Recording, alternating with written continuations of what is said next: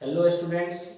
तो आज के लेक्चर में हम लोग स्टार्ट करने जा रहे हैं सम इम्पोर्टेंट कंसेप्ट जो कि आपको बोर्ड के साथ साथ जेईई मेंस एंड एडवांस के लिए भी काफ़ी इम्पोर्टेंट है। तो चलिए बच्चों, सबसे पहले हम लोग हेडिंग देते हैं लीनियर इक्वेशन।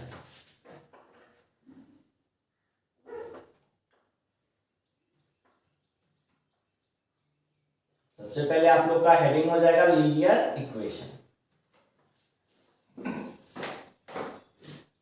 लीनियर इक्वेशन में लिखिए statement,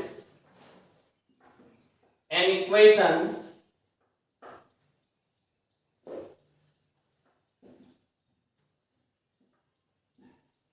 of the form a1x1 plus a2x2 plus a3x3 plus dot dot dot plus anxn बराबर b,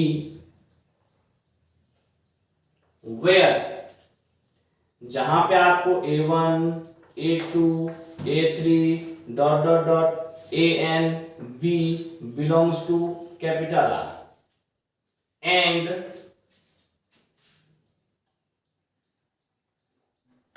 x1 comma x2 comma x3 dot dot dot xn are unknowns is called linear equation of n unknowns। बच्चे सबसे पहले आप इसका मतलब समझिए। An equation एक ऐसा इक्वेशन है, किस फॉर्म में? तो a1x plus a2x plus a3x plus dot dot dot anx बराबर b के फॉर्म में, जहां पे आपको a1 से लेके an तक और b कोई रियल नंबर है और आपको x1 से लेके xn तक क्या है? तो अननोन है। आप इसको वेरिएबल भी बोल सकते हैं, x1 से लेके xn तक आपका वेरिएबल भी रहता है, तो ये अननोन रहेगा। तब हम इस टाइप के इक्वेशन को बोलेंगे लीनियर इक्वेशन। कितने ऑर्डर का? तो हम लोग यहाँ पे ये भी बोल सकते हैं कि n ऑर्डर, कहने का मतलब n अननोन का। अब चलिए हम इसमें एक दो एग्जांपल देखते हैं। जैसा कि मान लीजिए आपको दिया हुआ है 2x प्लस 3y बराबर 4। अब जैसा कि बच्चों आपसे पूछा गया कि इससे हम लोग क्या पढ़ेंगे, तो सब बच्चे जान रहे हैं कि ये भी एक लीनियर इक्वेशन है। क्या है ये? तो इज ए लीनियर इक्वेशन। और अगर हम आपसे पूछे कि कितने अननोन हैं इसमें, तो आप लोग जो अभी तक 10th तक पढ़े हुए हैं उस बेस पे आप क्लियरली बोलिएगा कि सर यहाँ पे x और y क्या है? तो अननोन है। तो is a linear equation of two unknowns, यहाँ पे आपको दो अननोन मिलेंगे। अब जैसे कि बच्चे एक और एग्जांपल हम लोग देखते हैं कि अगर आपका गिवन है कि x plus y minus z equal to 7, अगर आपसे पूछा जाए कि ये क्या चीज है, तो आप बोलिएगा कि सर ये भी एक लीनियर इक्वेशन है, लेकिन इसमें कितने अननोन हो जाएंगे? तो 3 अननोन हो जाएंगे। तो is a linear equation of 3 unknowns. उम्मीद करते हैं ये चीज आपको क्लियर हो गया होगा, क्योंकि अब जो हमारा आज का लेक्चर होने वाला है वो इसी पे बेस्ड है। तो नेक्स्ट आपका हेडिंग हो जाएगा system of linear equation.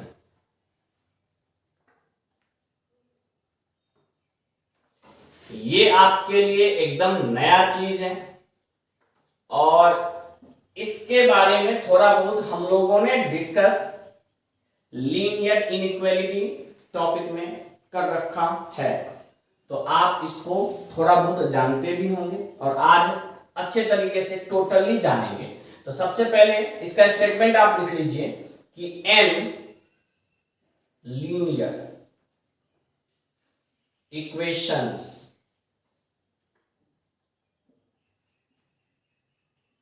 in n unknown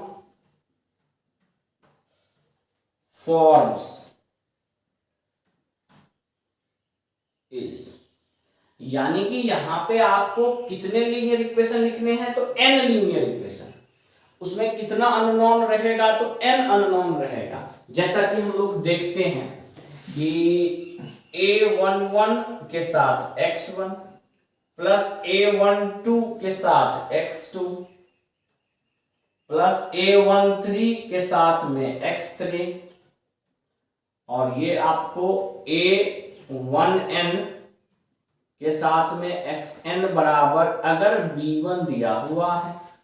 फिर ये एक लीनियर इक्वेशन हुआ और इसमें कितने अननोन हैं, तो n अननोन है, x1 से लेके xn तक। अब अगर यहीं पे एक और लीनियर इक्वेशन लिखे, a21 x1 a22 x2 a23 x3, और यूं ही चलते चलते लास्टली a2n xn, और ये बराबर हो गया आपको b2 के। फिर हम लोग थर्ड लीनियर इक्वेशन लिखेंगे, a31 x1 plus a32 x2 plus a33 x3 और a3n xn बराबर b3। ये आपको तीसरा लीनियर इक्वेशन हुआ। इसमें भी कितने अननोन हैं, तो n अननोन है। और यूं ही चलते चलते हम लोग अगर n हुआ तो an1 के साथ में x1, an2 के साथ में x2, an3 के साथ में x3, और यही चीज आपका चलते चलते an के साथ में xn बराबर bn गिवन है। तो यहाँ पे ये आपको कितने लीनियर इक्वेशन हो गए, तो n लीनियर इक्वेशन हो गए। कितने अननोन है इसमें, तो n अननोन है। जो चीज यहाँ पे अननोन है वो है हमारा x1 x2 x3 से लेके xn तक, और जो चीज हमें यहाँ पे नोन है यानी कि a11 a12 a13 से लेके a1n, और इसी तरीके से टोटल का टोटल जो x1 x2 x3 के साथ में लगा हुआ है, मल्टीप्लाई का, यानी कि कोफिशिएंट ऑफ अननोन्स। और ये जो आपका b1 b2 b3 से लेके bn तक है, तो ये टोटल का टोटल चीज क्या हो गया, तो linear equation, sorry b1 b2 b3 से लेके bn तक ये टोटल चीज क्या हो गया, तो रियल नंबर हो गया, जो कि हमें गिवन रहेगा। तो इसी टोटल इक्वेशन को अगर हम एक जगह कलेक्ट करके लिख दिए तो हम बोलेंगे कि ये एक सिस्टम ऑफ लीनियर इक्वेशन है। क्या बोलेंगे, सिस्टम ऑफ लीनियर इक्वेशन है। और कितने अननोन का, तो n अननोन का। इसके आगे आप लोग नोट कीजिए, is system of linear equation in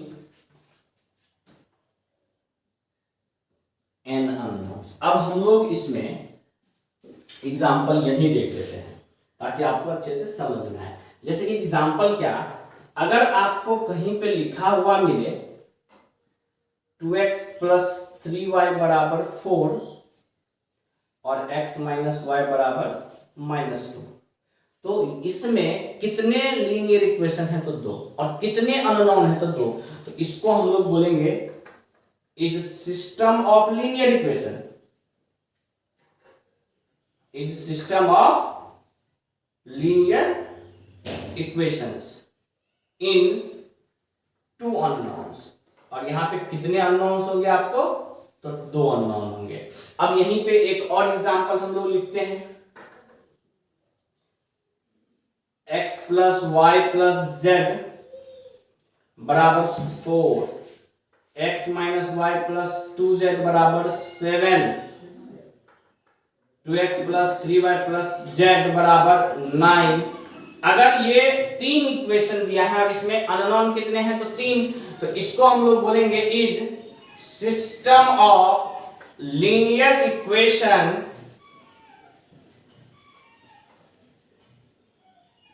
इन कितने अननोन, तो 3 अननोन। यानी कि यहां पे आपको लीनियर इक्वेशन कितने अननोन का मिल जाएगा, तो 3 अननोन का। तो यही होता है आपको लीनियर इक्वेशन, और यही होता है आपको सिस्टम ऑफ लीनियर इक्वेशन, जिसके बेस्ड आज का लेक्चर आपका होने वाला है। तो सबसे पहले आप इसको नोट कीजिए। तो नेक्स्ट अब हम लोग नोट करेंगे सम डेफिनेशन,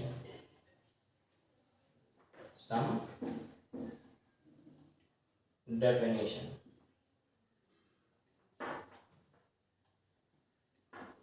इसमें सबसे पहला पॉइंट लिख लीजिए, सब a system of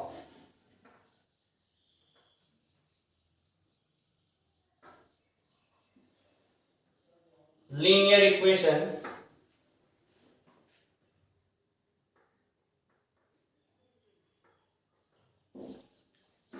is said to be homogeneous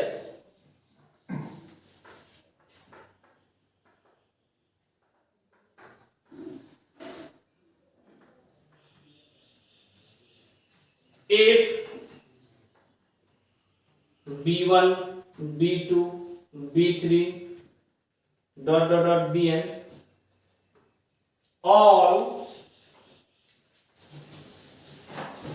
are ji.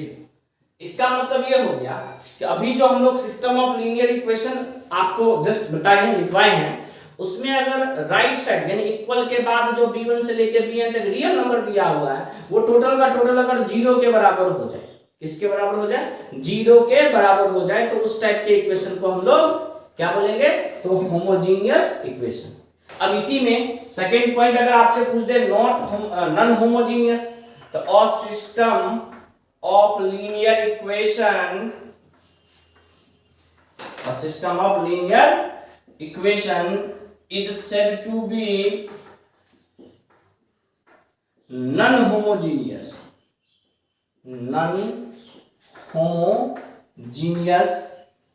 if b1, b2, b3 bn are not all 0।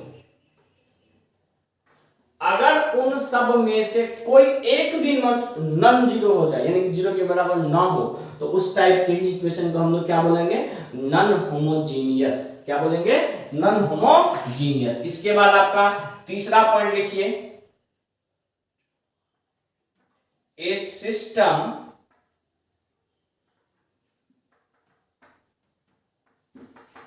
is said to be consistent if it has at least one solution। ये काफी important है, इसी पे based हमारा अधिकतर question आता है। इसमें क्या बोला जा रहा है कि किसी भी सिस्टम को हम कंसिस्टेंट कहेंगे। क्या कहेंगे, कंसिस्टेंट। कब कहेंगे कंसिस्टेंट, जब इसमें कम से कम एक सॉल्यूशन हो। कम से कम क्या हो, एक सॉल्यूशन हो। कम से कम एक सॉल्यूशन का मतलब अधिक से अधिक कितना भी हो सकता है। कंसिस्टेंट में आपको दो तरह के सॉल्यूशन मिल जाएंगे। एक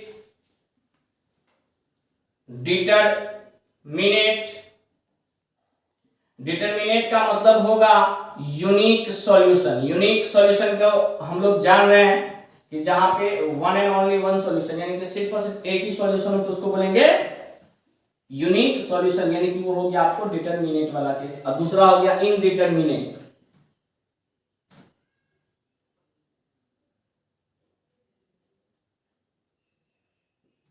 इनडिटरमिनेट मतलब हो गया infinite number of solution.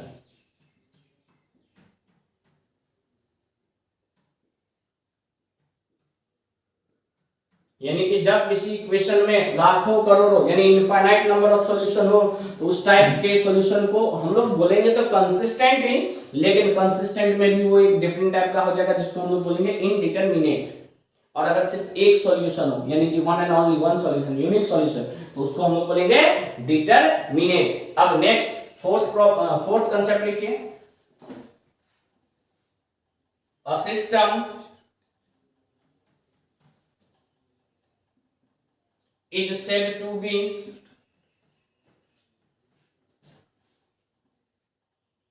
inconsistent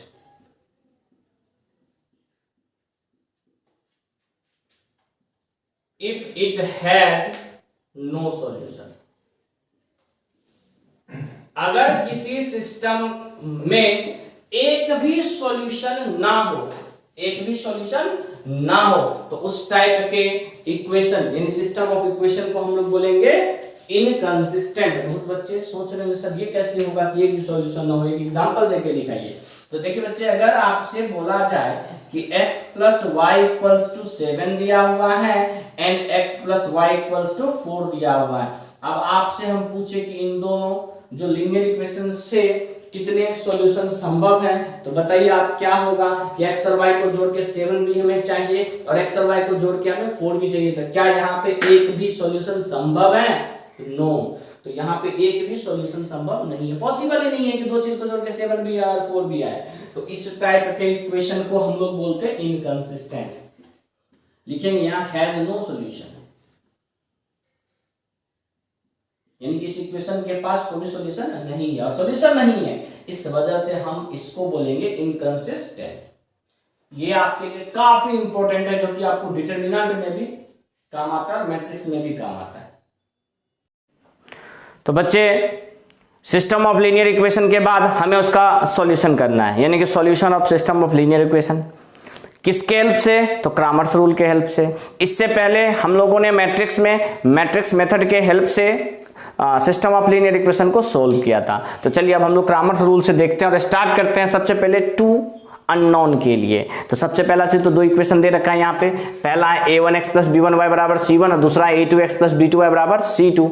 यहाँ पे हमें x और y का वैल्यू चाहिए कि अननोन तो x और y ही है, तो Δx = Δ1 से x आएगा और Δy = Δ2 से y आएगा। तो सबसे पहला तो यहाँ पे ये लिख लीजिए कि यहाँ पे डेल्टा है क्या चीज, तो वेयर डेल्टा बराबर, तो x और y के कोफिशिएंट को आप डिटरमिनेंट में अरेंज करके लिख दो, यही हो जाएगा डेल्टा।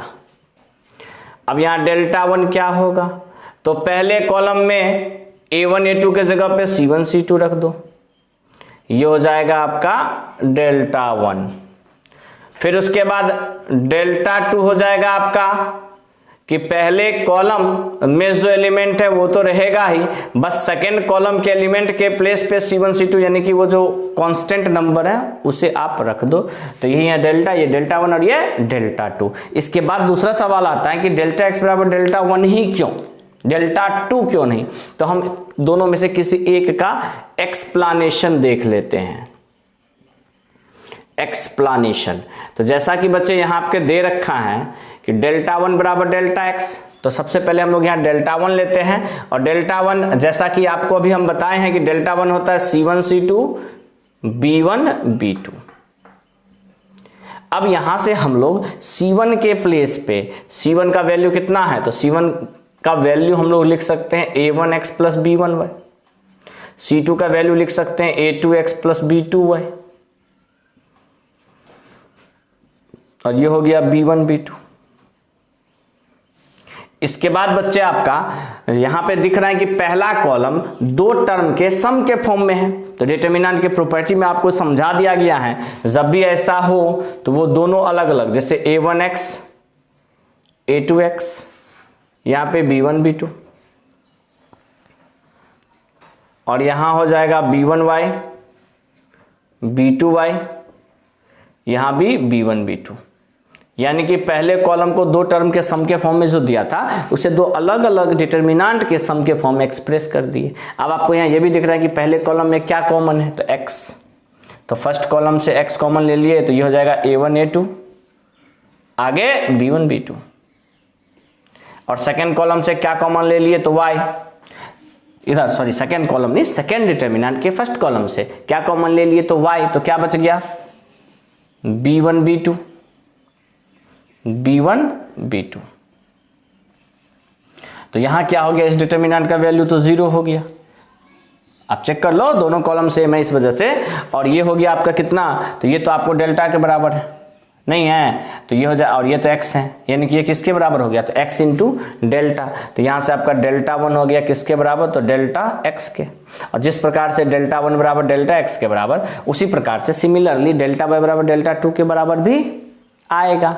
ठीक है, तो यही था आपका क्रामर्स रूल। कितने अननोन के लिए, तो दो अननोन के लिए। अब चलिए इस पे हम लोग एक क्वेश्चन देख लेते हैं।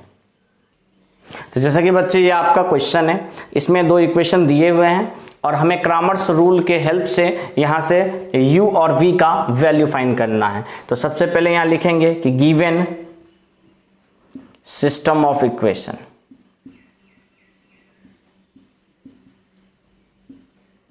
क्या सब इक्वेशन गिवन है यहाँ पे?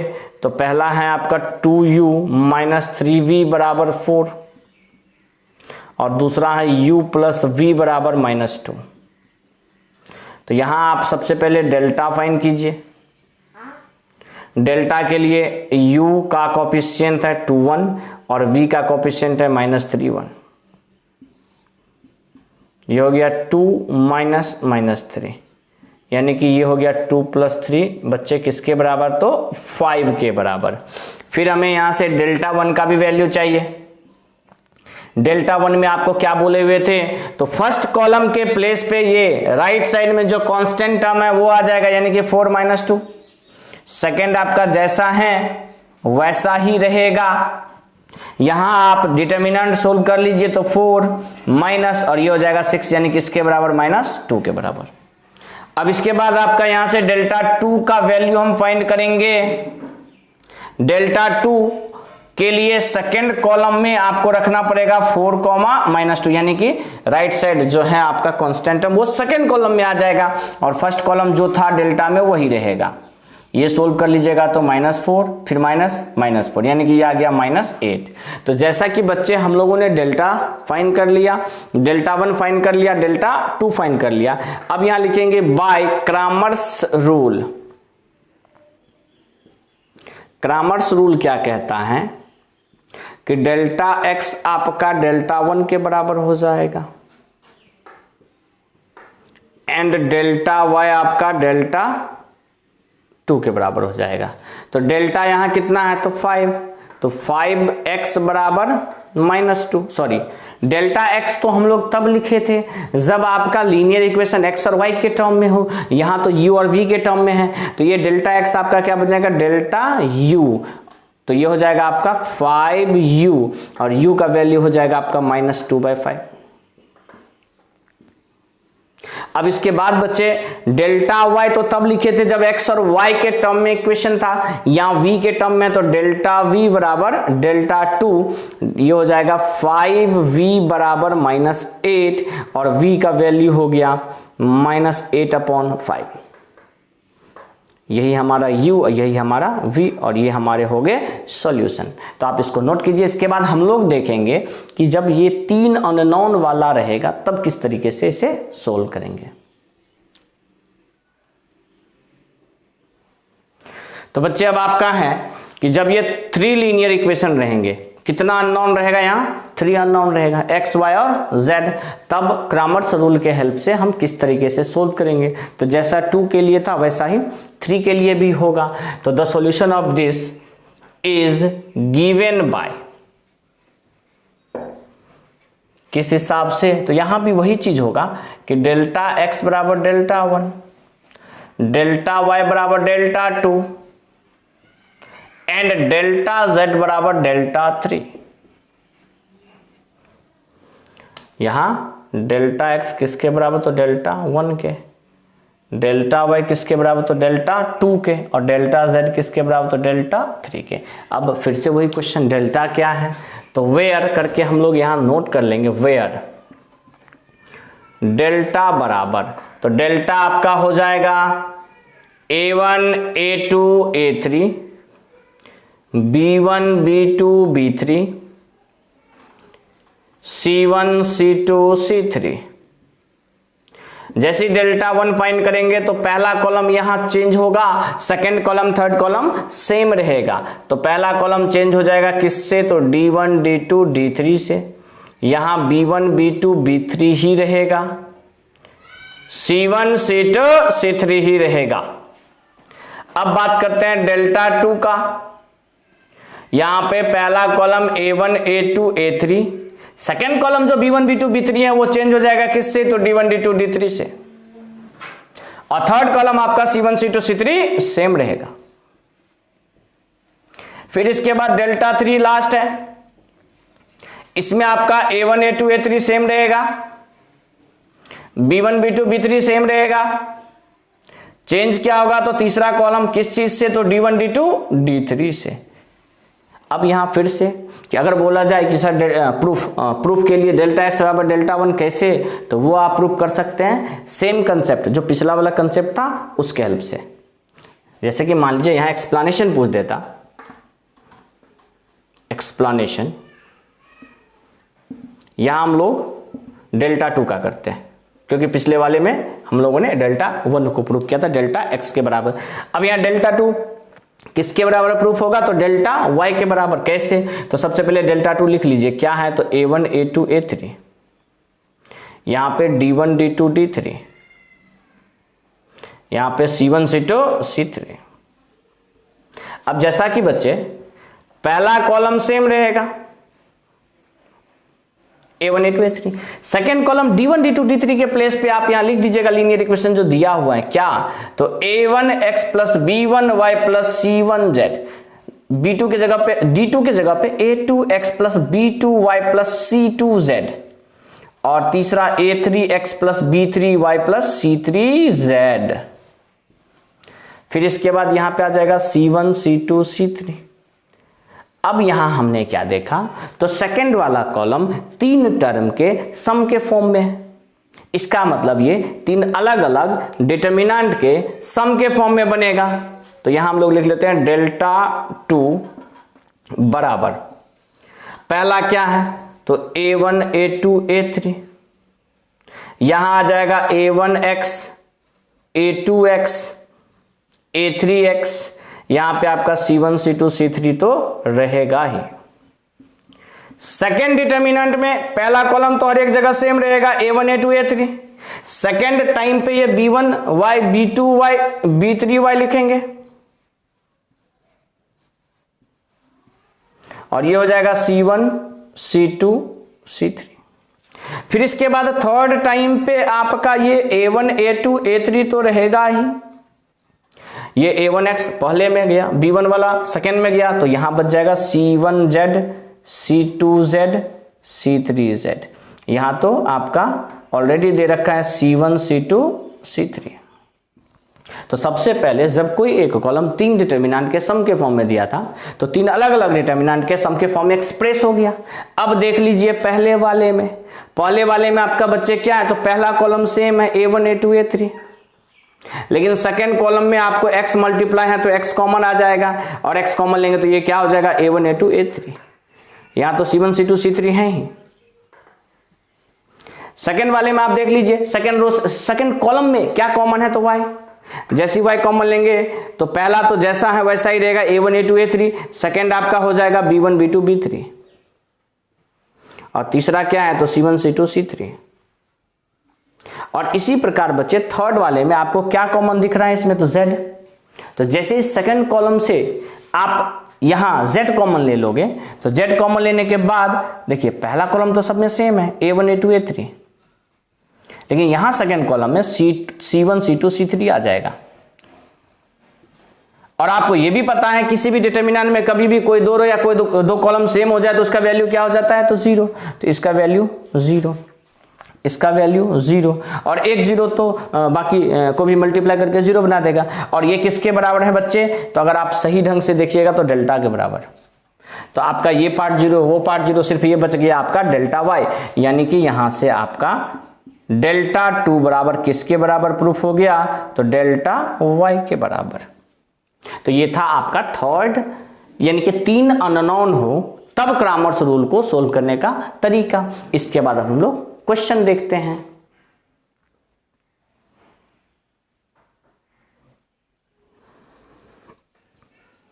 तो बच्चे ये आपका क्वेश्चन है, सिस्टम ऑफ लीनियर इक्वेशन दिया है 3 अननोन का, यहां से हमें एक्स वाई जेड का वैल्यू फाइंड करना है। तो सबसे पहला चीज तो हम लोग यहां लिख देंगे कि गिवन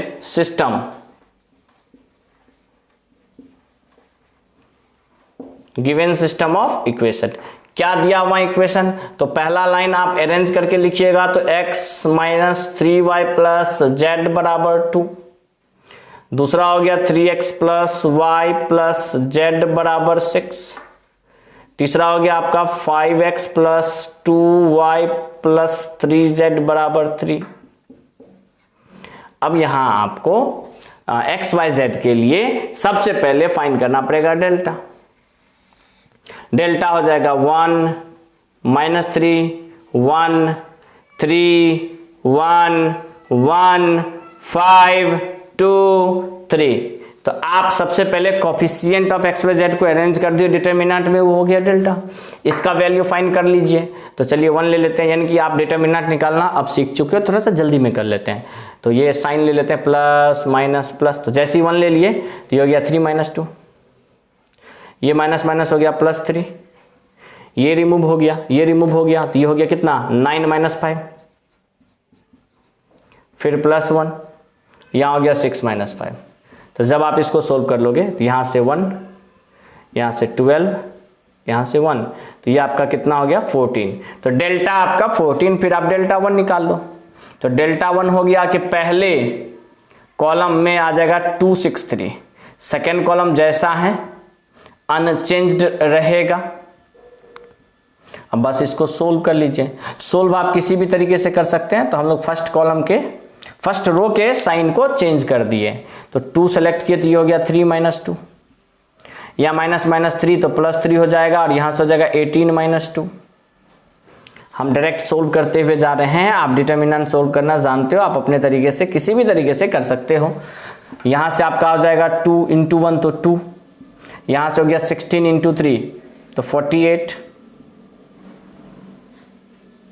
16 ही बचेगा ना, तो 48, और यहाँ से आपका 12 में से 3 चला गया तो बच्चे आपका हो जाएगा 9। एक बार फिर से हम लोग सोल्व कर लेते हैं। देखिए 2 6 3 पहले कॉलम के प्लेस पे आ गया, बाकी फर्स्ट सेकेंड और थर्ड कॉलम जैसा था वैसे रख दिए। 2 को सेलेक्ट कर दिया तो ये दोनों रिमूव हो गया, तो ये हो गया 3 - 2, मल्टीप्लाई करके -3 माइनस प्लस हो गया, ये रिमूव, तो कितना हो गया 18 - 3। यहाँ मिस्टेक है, यहाँ क्या होना चाहिए 18 - 3, बाकी ये ठीक है। तो यहाँ से हो गया कितना 15, तो यहाँ हो जाएगा 45। हाँ, इन तीनों का आप अगर ऐड कर देते हो तो ये हो जाएगा कितना, तो 56। तो डेल्टा 1 भी फाइंड कर लिए। अब आ जाते हैं डेल्टा 2 पे। डेल्टा 2 कहता है कि फर्स्ट कॉलम सेम रहेगा, यानी 1 3 5 सेम रहेगा। सेकेंड कॉलम में आ जाएगा 2 6 3, और थर्ड कॉलम तो आपका सेम रहेगा 1 1 3। इसको भी सोल्व कर लो। तो प्लस माइनस प्लस, सबसे पहले हम लोग साइन दे दिए, तो जैसे ही 1 लिखेंगे तो ये हो जाएगा 18 - 3, जैसे ही -2 लिखेंगे ये हो जाएगा 9 - 5, और जैसे ही +1 लिखेंगे ये हो जाएगा 9 - 30। यहां हो गया आपका 15, यहां बच जाएगा आपका 4 दूना 8 माइनस में, और यहां बच जाएगा -21। तो बच्चे यहाँ हो गया -29, तो कहने का मतलब ये हो गया -14। जैसे ही डेल्टा आ गया और डेल्टा 1 आ गया, अब आप क्या कर लो, तो डेल्टा 2 भी फाइंड कर लो। सॉरी, डेल्टा 2 भी आ गया ना, डेल्टा 3 फाइंड कर लो। डेल्टा 3 के लिए first column 1 3 5 same, second column -3 1 2 same, बस थर्ड कॉलम रिप्लेस हो जाएगा किससे, तो 2 6 3 से। अब इसका साइन दे दीजिए, क्या होगा साइन, तो प्लस माइनस प्लस, और यहां हो गया आपका 1, तो 3 - 12, यहाँ -3 तो +3 हो जाएगा, तो यहाँ हो जाएगा 9 - 30, और यहाँ +2 हो जाएगा तो 6 - 5। जब आप इसको सोल्व कर लीजिएगा तो यहाँ आ जाएगा -9, यहाँ आपका आ जाएगा -21 को 3 से तो -63, और यहाँ +2। तो इस बेस पे आपका ये वैल्यू हो गया -70। आप अच्छे से चेक कर लीजिएगा। अब जैसे डेल्टा 1 डेल्टा 2 डेल्टा 3 फाइंड कर लिए, तो बाय क्रामर्स रूल के हेल्प से, क्रामर्स रूल हमें क्या बताता है कि डेल्टा x हो जाता है डेल्टा 1 के बराबर, डेल्टा y बराबर हो जाता है डेल्टा 2 के, और डेल्टा z बराबर हो जाता है डेल्टा 3 के। तो डेल्टा कितना है, डेल्टा तो आपका 14, तो 14x इक्वल्स टू 56, यानी x का वैल्यू कितना, तो 4। इसी तरीके से 14y -56, सॉरी -14 है ना, -14, तो यहां से आपको y का वैल्यू हो गया -1। फिर इसके बाद 14z बराबर डेल्टा 3 -70 है, तो z का वैल्यू कितना हो गया, तो -5। तो इसी प्रकार से आप किसी भी लीनियर इक्वेशन, जो कि सिस्टम ऑफ लीनियर इक्वेशन दिया हुआ हो, तो क्रामर्स रूल के हेल्प से हम लोग इसी तरीके से x, y और z का वैल्यू फाइंड करेंगे। ठीक है,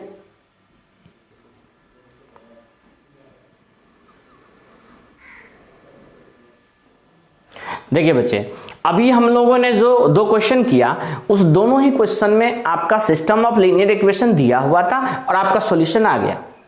अब सवाल उठता है कि कभी ऐसा भी तो समय होगा कि उसका सॉल्यूशन नहीं आए, नहीं, तो वो सारा चीज किस पे डिपेंड करेगा, तो डेल्टा पे। ठीक, तो उसी के लिए आप सबसे पहले हेडिंग दे दीजिए कंडीशन फॉर कंसिस्टेंसी। तो हेडिंग दे दीजिए कंडीशन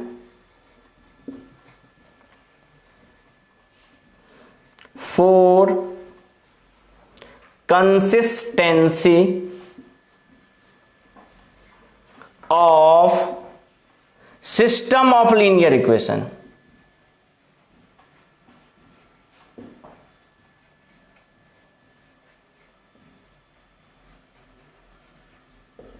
अब यहाँ पे ये भी सवाल उठता है सर कितने अननोन में, तो यहाँ हम लोग जो कंडीशन लेके चलेंगे प्रॉपर्टी, वो 2 और 3 दोनों अननोन के लिए चलेगा। तो सबसे पहला सवाल कि सर सिस्टम तो लिखिए, तो सिस्टम आप दोनों लिखना जानते हैं, लीनियर इक्वेशन में भी, हाँ 2 ऑर्डर में भी, कहने का मतलब 2 अननोन में भी और 3 अननोन में भी। वहाँ डेल्टा भी जान रहे हैं, डेल्टा 1 भी जान रहे हैं और डेल्टा 3 भी जान रहे हैं। तो सबसे पहला केस इसमें बनेगा कि if delta not equal to 0, जिसके बेस पे हम लोगों ने दोनों क्वेश्चन निकाल लिया। दोनों क्वेश्चन अभी हम लोग सोल्व किए, तो वहां पे डेल्टा का वैल्यू 0 के बराबर नहीं आया। तो if delta not equal to 0, then the system has unique solution.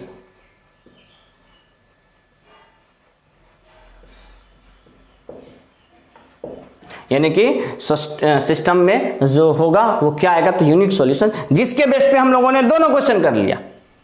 ठीक है, और सॉल्यूशन आना ही कंसिस्टेंट होता है, सॉल्यूशन नहीं आना इनकंसिस्टेंट होता है।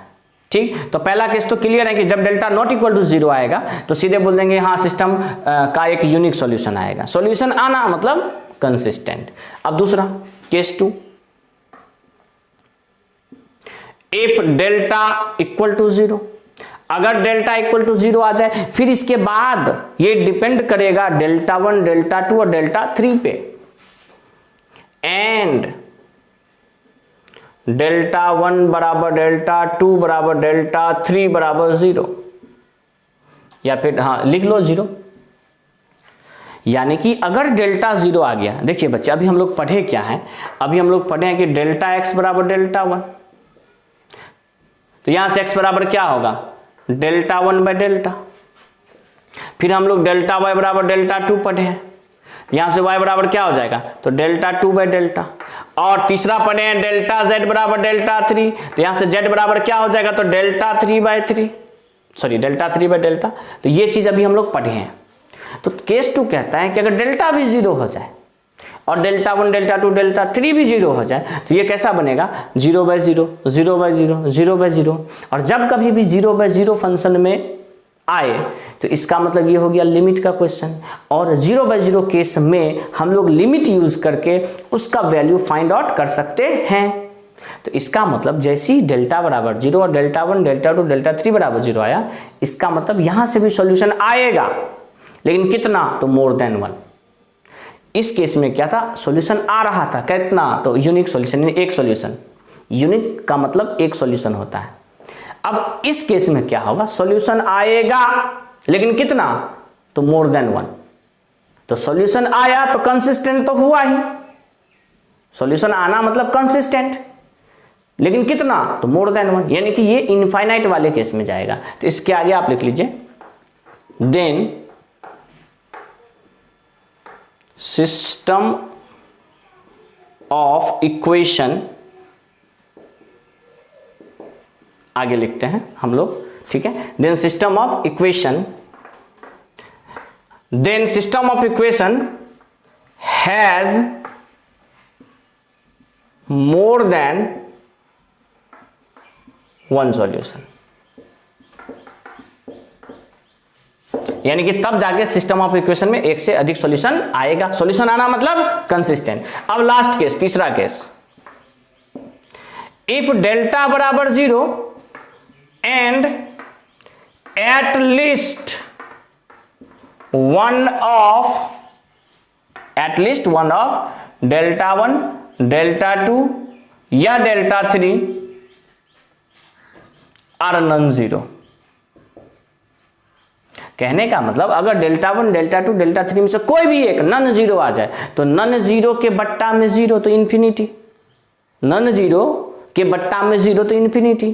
तो सीधे लिख देंगे इफ डेल्टा बराबर 0 and at least one of delta 1, delta non zero then system has no solution. तब जाके सिस्टम में क्या होगा, तो एक भी सॉल्यूशन नहीं आएगा, और सॉल्यूशन नहीं आना मतलब इनकंसिस्टेंट। ठीक है, अब इस पे हम लोग क्वेश्चन देखते हैं। तो ये दो क्वेश्चन है, इस क्वेश्चन में आपको बस बताना है कि ये कंसिस्टेंट है या नहीं है। तो सबसे पहले क्वेश्चन में दोनों ही टू अननोन वाला क्वेश्चन है। सबसे पहले क्वेश्चन में हम लोग डेल्टा फाइंड करेंगे। तो डेल्टा क्या हो जाएगा, तो डेल्टा हो जाएगा 1, 2, 5, 10, यानी कि ये हो गया 10 माइनस 10 किसके बराबर, 0 के बराबर। तो जैसे ही डेल्टा 0 के बराबर आ गया, अब सारा का सारा चीज डिपेंड करेगा किस चीज पे, तो डेल्टा 1 और डेल्टा 2 पे। अब हम लोग यहां डेल्टा 1 फाइंड करेंगे। डेल्टा 1 में पहला कॉलम चेंज हो जाएगा, सेकेंड कॉलम सेम रहेगा, तो ये भी हो गया 40 माइनस 40 यानी 0। फिर हम लोग डेल्टा 2 फाइंड करेंगे, इसमें सेकेंड कॉलम चेंज होगा, फर्स्ट कॉलम सेम रहेगा, और ये भी आ गया 20 माइनस 20 यानी कितना, तो 0। तो यहां लिखेंगे कि हेयर डेल्टा बराबर 0 एंड डेल्टा 1 बराबर डेल्टा 2 बराबर 0, यानी कि डेल्टा भी 0 आ गया और डेल्टा 1 डेल्टा 2 भी 0 आ गया, यानी ये वाला कंडीशन। तो therefore given system has infinite solution. कितने सॉल्यूशन आएंगे, इनफाइनाइट। और सॉल्यूशन आए मतलब ये क्या होगा, तो कंसिस्टेंट। ये भी लिखना है तो लिख लीजिए, सिस्टम इज कंसिस्टेंट, यानी सिस्टम क्या होगा, तो कंसिस्टेंट होगा। अब इस क्वेश्चन में देख लीजिए, सबसे पहले तो क्वेश्चन को सही से लिख लेते हैं। ये क्वेश्चन हो जाएगा आपका x प्लस वाई बराबर 4 और x माइनस वाई बराबर -6। यहां डेल्टा फाइंड करेंगे, तो डेल्टा के लिए आपको रखना पड़ेगा 1, 1, 1, -1, यानी कि x और y के कोफिशिएंट। यहां से हो गया -2, फिर -1 और 1 मल्टीप्लाई होगा तो -1 ना, फिर -1 यानी किसके बराबर, -2 के बराबर। क्या यहाँ पे डेल्टा 0 के बराबर आया, तो नहीं आया। और जैसे ही डेल्टा 0 के बराबर नॉट 0 के बराबर आए, यानी कि if delta not equal to 0, then आंख बंद करके आप बोल दीजिएगा सिस्टम हैज वन सॉल्यूशन। 1 लिखिए या यूनिक लिखिए, एक ही चीज है, system has unique solution. Unique solution कहने का मतलब सिस्टम इज कंसिस्टेंट, यानी कि सिस्टम क्या है, तो कंसिस्टेंट है। इसके आगे हम लोग और देखते हैं क्वेश्चन।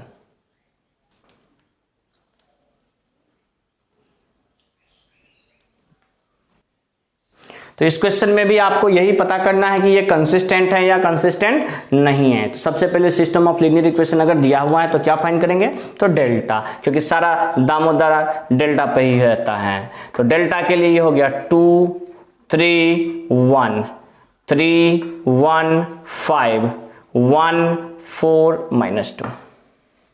अब डेल्टा हम लोग सिंपल ही, या तो ट्रिक से भी फाइंड कर सकते हैं, सिंपल भी फाइंड कर सकते हैं, या जो भी तरीका हो आपको यूज करना। तो हम लोग फर्स्ट रो के थ्रू एक्सपेंड करके प्लस माइनस प्लस, तो 2 आएगा तो हो जाएगा -2 -20, -3 के बाद आएगा -6 -5, और +1 के बाद आएगा 12 -1। यहां से -22 तो ये हो जाएगा -44, -11 को -3 से तो +33 और यहाँ से +11, यानी कि आप इसको सोल्व करो तो वैल्यू कितना 0। डेल्टा 0 आ गया। अब हमें डेल्टा 1 भी फाइंड करना पड़ेगा। डेल्टा 1 कहता है कि फर्स्ट कॉलम को रिप्लेस कर दो, किस चीज से, तो वो स्केलर क्वांटिटी से जो कि 573 है। बाकी सेकेंड कॉलम और थर्ड कॉलम सेम रहेगा। यहां पे आप प्लस माइनस प्लस, तो ये हो जाएगा 5 -2 -20, फिर -3 के बाद -14 -15। हम थोड़ा सा जल्दी में डिटर्मिनेंट का वैल्यू फाइंड कर रहे हैं, आप आराम से कीजिएगा, दिक्कत नहीं होना चाहिए, गलत नहीं होना चाहिए, याद रखिएगा। -22 को 5 से तो -110, -29 को 3 से तो +87, -29 हो गया, हाँ, तो +87 और यहाँ आपका +25, तो यहाँ से आपका हो गया कितना -110 +112, यानी कि यहाँ से आ गया 2 के बराबर। तो डेल्टा 1 क्या हो गया, नॉट इक्वल टू 0। तो लिखेंगे कि इफ डेल्टा बराबर 0 and delta 1 not equal to 0, then system has no solution, यानी कि तब जो सिस्टम में होगा वो सॉल्यूशन नहीं होगा। देयरफॉर सिस्टम इज इनकंसिस्टेंट, और इस वजह से सिस्टम क्या होगा, तो इनकंसिस्टेंट होगा। क्लियरली आपको बता दिया गया था कि डेल्टा 0 हो जाए और डेल्टा 1 डेल्टा 2 डेल्टा 3 में से कोई भी एक नॉन 0 हो जाए तो उस टाइप के सॉल्यूशन को हम लोग सीधे बोल देंगे इनकंसिस्टेंट, यानी कि नो सॉल्यूशन। ठीक है, नोट कीजिए इसको।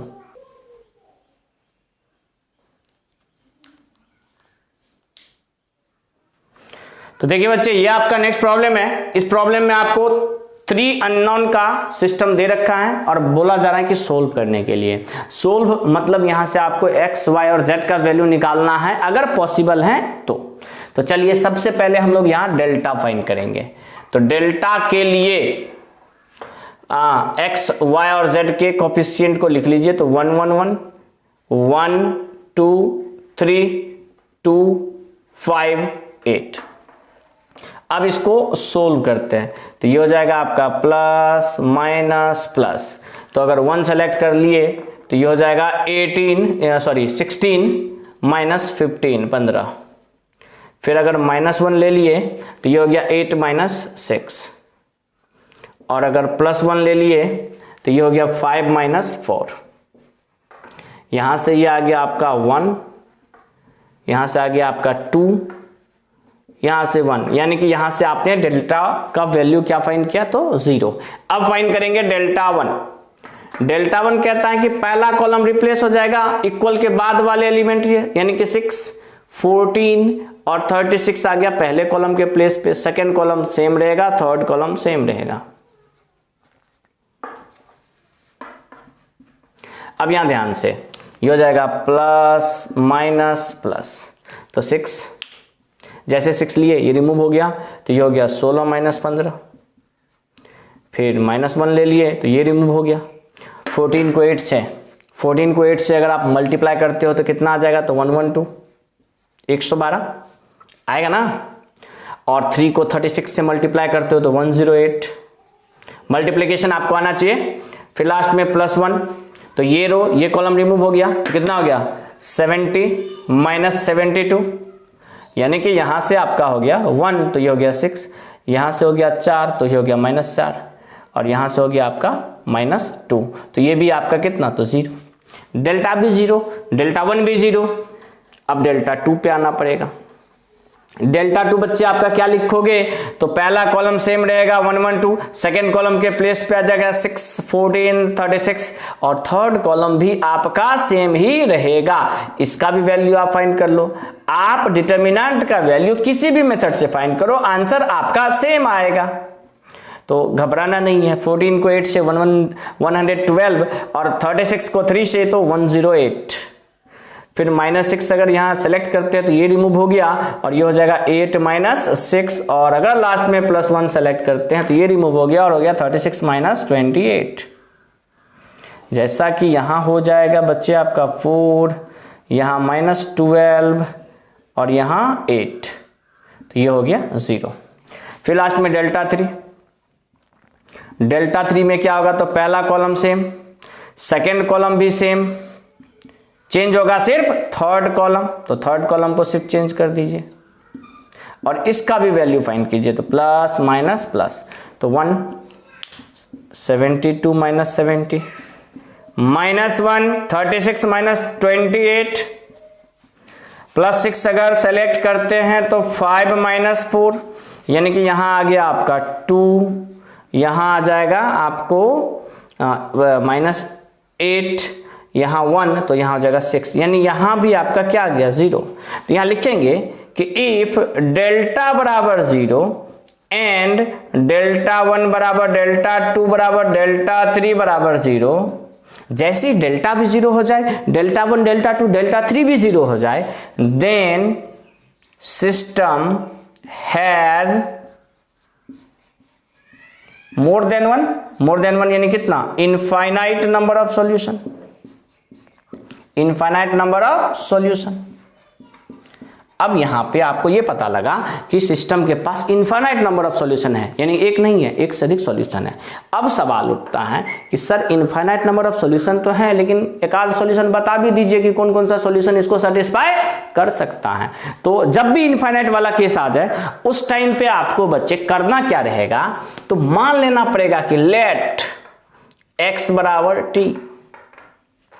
t belongs to real number, यानी कि हम ये मान लेंगे कि ये x हमारा एक सॉल्यूशन है, x का एक सॉल्यूशन क्या है, तो t है, t क्या है, तो रियल नंबर है। अब इस बेस पे अगर x का वैल्यू t है तो फर्स्ट इक्वेशन मेरा क्या बन जाएगा, t + y + z बराबर 6, यानी कि यहां से आपका y + z बराबर बन जाएगा 6 - t। सेकेंड वाला इक्वेशन बन जाएगा t + 2y + 3z बराबर 14, यानी कि यहां से 2y + 3z बराबर 14 - t। और यहीं से आप x, और जैसे x का वैल्यू t के टर्म में है ना, उसी तरीके से y और z का वैल्यू भी t के टर्म में फाइंड कर लो। तो फर्स्ट इक्वेशन में आप 3 से मल्टीप्लाई कर दो और सेकेंड इक्वेशन उसमें से माइनस कर दो। फर्स्ट में 3 से मल्टीप्लाई करोगे तो 3y + 3z बराबर 18 - 3t। सेकेंड जैसा है वैसा ही रख दो, 2y + 3z बराबर 14 - t। जब इसको माइनस करोगे तो साइन चेंज होगा, प्लस माइनस माइनस माइनस, यहां से आपका ये क्या होगा, तो कैंसल, z वाला पार्ट जैसे ही कैंसल, तो यहां से आपका क्या बच जाएगा बच्चे, तो y। 18 में से 14 चला गया तो 4, -3t में +t जोड़ेंगे तो -2t। ये हो गया आपको किसका वैल्यू, तो y का। x पहले मान चुके हैं t, y आ गया 4 - 2t। अब पहले इक्वेशन में पुट कर देते हैं y का वैल्यू, तो y + z बराबर 6 - t दिया है ना, तो यहां से z बराबर हो जाएगा 6 - t - y, तो यहां से z बराबर हो जाएगा 6 - t और y की जगह पे ये वैल्यू रख दो, तो -4 + 2t, तो यहां से बच जाएगा आपका t + 2। ये किसका वैल्यू हो गया, तो z का। इसका मतलब x हो गया t, y हो गया 4 - 2t और z हो गया t + 2, और यहाँ पे t क्या है, तो रियल नंबर, और यही हो गया हमारा सॉल्यूशन। अब बहुत बच्चा सोच रहा होगा सर ये क्या से क्या कर दे, तो बच्चे अगर आप मैट्रिक्स का सिस्टम ऑफ लीनियर इक्वेशन में पढ़े होंगे, लेक्चर जो भी आपका मैट्रिक्स में प्रीवियस लेक्चर्स में आपको दिया हुआ होगा, तो वहाँ पे भी इस टाइप का सवाल था।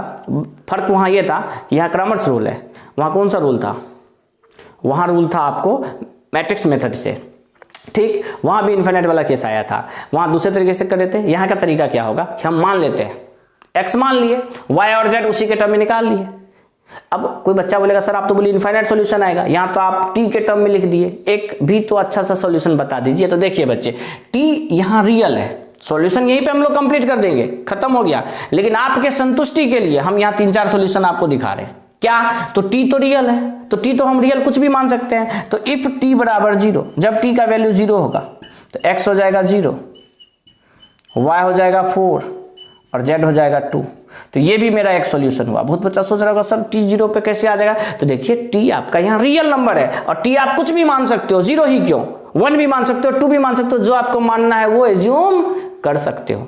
लेकिन जो भी वैल्यू आएगा इस तीनों ही इक्वेशन को सेटिस्फाई करेगा। आप चेक कर दो, देखो ना यहाँ पे सिंपल सा पहला x y z को ऐड करके कितना आना चाहिए 6, तो जोड़ लो, तीनों को जोड़ के 6 आ रहा है, एकदम आएगा। अब जैसे मान लीजिए t का वैल्यू हम लोग 4 ले लेते हैं, तो यहाँ से x क्या हो जाएगा 4, क्योंकि x तो t के बराबर है। y क्या आ जाएगा तो -8, सॉरी 8 -8, 4 -8 कितना, तो -4, और z कितना आ जाएगा तो 4 2 6।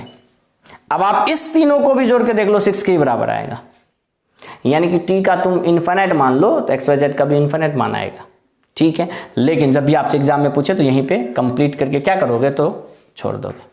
तो ये एक बहुत ही शानदार क्वेश्चन है जिसमें इनफाइनाइट सॉल्यूशन वाला केस था, तो आप इसको नोट कीजिए, बाकी हम लोग इसके बाद देखते हैं।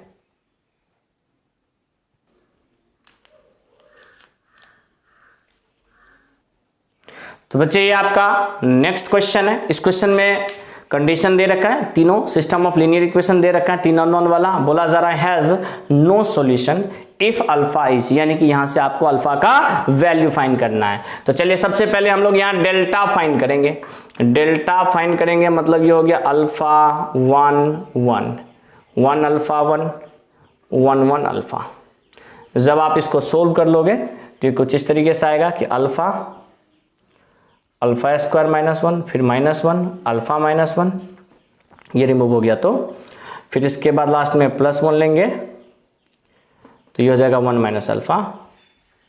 तीनों में से ही हम लोग अल्फा -1 कॉमन ले लिए, तो जब अल्फा -1 तीनों में से कॉमन ले लिए तो यहाँ बच जाएगा अल्फा और यहाँ बच जाएगा अल्फा +1, क्योंकि अल्फा स्क्वायर -1 है तो अल्फा -1 कॉमन ले लिए हैं तो क्या बचेगा अल्फा +1, यहाँ बच जाएगा -1 और यहाँ बच जाएगा, यहाँ भी बच जाएगा -1, यानी ये हो गया आपका alpha -1।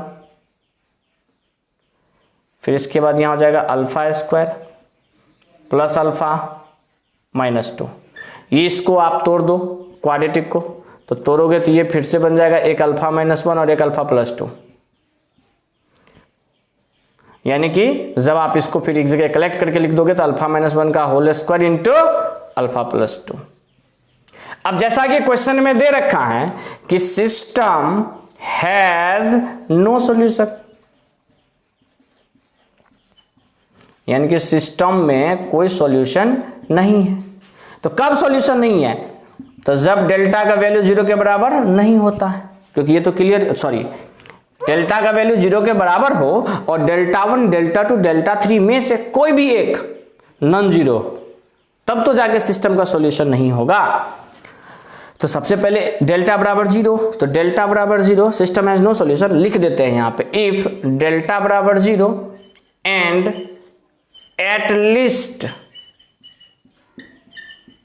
One of delta 1 delta 2 या डेल्टा 3 इज नॉन जीरो, यानी कि यहां पे आपको नो सॉल्यूशन के लिए ये कंडीशन सेटिस्फाई करना चाहिए। तो सबसे पहले हम लोग यहां पे डेल्टा बराबर क्या रख देते हैं, तो 0 रख देते हैं।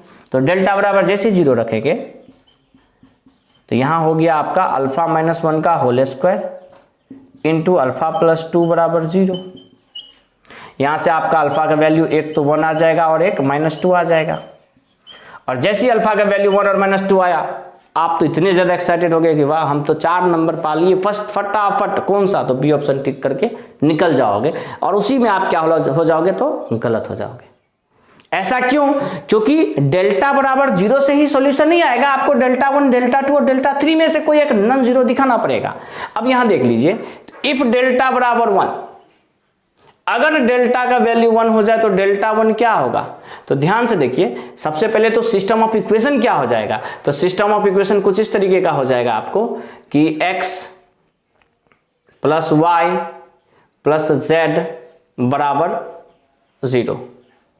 फिर यहां से आपका हो जाएगा x + y + z बराबर 0। फिर यहाँ से हो जाएगा x plus y plus z बराबर 0, यानी कि ये होमोजीनियस आ गया। और ये वाला पार्ट आपका संभव ही नहीं होगा, क्योंकि x plus y plus z बराबर 0 से मान लो ये इक्वेशन दिया है, यहाँ तुम डेल्टा 1 निकालो, तो डेल्टा 1 के लिए पहले ही कॉलम में तो 0 रखना होता है, नहीं रखना होता है। डेल्टा 2 में क्या होता है, सेकंड कॉलम में 0 रखना, मतलब कि ये पूरा रखना पड़ेगा, जो कि क्या हो जाएगा, तो 0 हो जाएगा। लगता है आप नहीं समझे। तो देखिए सबसे पहला चीज, अगर आपका डेल्टा इफ अल्फा का वैल्यू 1 हो तो डेल्टा 1 क्या हो जाएगा, तो डेल्टा 1 हो जाएगा, पहला कॉलम चेंज, दूसरा कॉलम सेम, तीसरा कॉलम सेम। पहला कॉलम चेंज हुआ किससे, तो इक्वल के बाद वाले टर्म से। अब जैसे तुम अल्फा की जगह यहां 1 रखोगे तो ये क्या हो जाएगा, 0 0 0 1 0 1 1 1, सॉरी अल्फा की जगह पे 1 रखोगे तो ये वैल्यू आ जाएगा, और इसका वैल्यू क्या हो जाएगा, 0। सिमिलरली डेल्टा 2 और डेल्टा 3 भी 0 हो जाएगा। और आपको जैसा कि पता है कि अगर डेल्टा भी 0 हो जाए और डेल्टा 1 डेल्टा 2 डेल्टा 3 भी 0 हो जाए तो सिस्टम में इनफाइनाइट नंबर ऑफ सॉल्यूशन आएंगे। तो नो सॉल्यूशन वाला तो ये केस नहीं हुआ। तो therefore alpha equal to 1 is not a possible value. पहला ये चीज क्लियर हो गया कि 1 जो है वो पॉसिबल वैल्यू नहीं होगा। अब इफ अल्फा बराबर -2, तो यहां से आप डेल्टा 1 फाइंड कर लो। तो यहाँ alpha -1 alpha -1 alpha -1 1 alpha 1 1 1 alpha, यहाँ अल्फा की जगह पे क्या रख दोगे तो -2, तो ये हो जाएगा -3 -3 -3 1 -2 1 1 1 -2। अब जब इसको सोल्व करोगे, जो कि आप इस तरीके से प्लस माइनस प्लस से एक्सटेंड करके, तो ये हो जाएगा सबसे पहले -3, यहाँ हो जाएगा 4 -1, हम वैल्यू चेक कैलकुलेट ही कर लेते हैं। यहाँ हम ले लेंगे -1, तो ये रिमूव तो ये हो जाएगा 6 + 3, और लास्ट में यहाँ हो जाएगा -3 -6, यानी कि यहाँ से आपका हो गया -9, यहाँ से हो गया -9, यहाँ से हो गया -9, यानी कि ये आ गया -27 के बराबर, जो कि 0 के बराबर नहीं है। और जैसा ही डेल्टा 0 और डेल्टा 1 नॉट इक्वल टू 0, तो सिस्टम हैज, सीधे लिख देंगे नो सॉल्यूशन। तो इसका मतलब आपका जो अल्फा बराबर -2 है ये एक एग्जैक्ट सॉल्यूशन है। तो कौन सा ऑप्शन होगा, तो ऑप्शन ए आपका करेक्ट हो गया। ठीक है बच्चे, तो आज का लेक्चर हम लोग यहीं पे कंप्लीट करते हैं। आपका डिटर्मिनेंट ऑलमोस्ट कंप्लीट हो चुका है। अब मुश्किल से आधे घंटे का लेक्चर है, जो कि आपका नेक्स्ट लेक्चर में होगा और वो लास्ट लेक्चर होगा। Thank you.